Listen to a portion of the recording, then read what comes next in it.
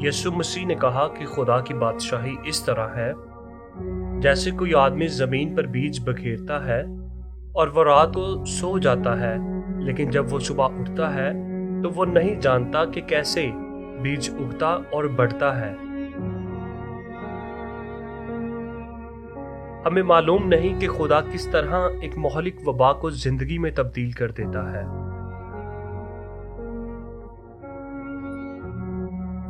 जब हम ये समझने की कोशिश करते हैं कि वाक़यात को एक कोड की तरह समझें, तो हमें पता चलता है कि खुदा हज़ारों पोशीदा काम कर रहा है जो इन वाक़यात को मिलाकर बिल्कुल मुख्तलिफ मायने दे देते हैं। खुदा की सोच कोई कोड नहीं है जिसे हम समझ सकते हैं। ये एक मंसूबा है जिस पर इंसान को भरोसा करना होता है। खुदा जो कुछ करता है और जिस तरीके से करता है वो इसलिए होता है कि हम ये ना समझें कि हम फसल को कंट्रोल कर सकते हैं।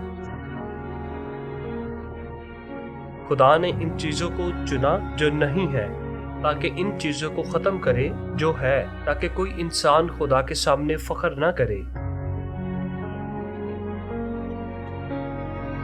हम बीज बोते हैं, हम पानी देते हैं, लेकिन फसल खुदा उगाता है। इसी तरह हम इस ताकत में खिदमत करते हैं जो खुदा हमें फ्राहम करता है, ईमानदारी से, दुआगो होकर, कुर्बानी देकर, लेकिन निजात और हमेशा की ज़िंदगी सिर्फ खुदा ही देता है। हमारा फ़ख्र और हमारी खुशी सिर्फ और हमेशा इसकी मर्ज़ी को पूरा करना है।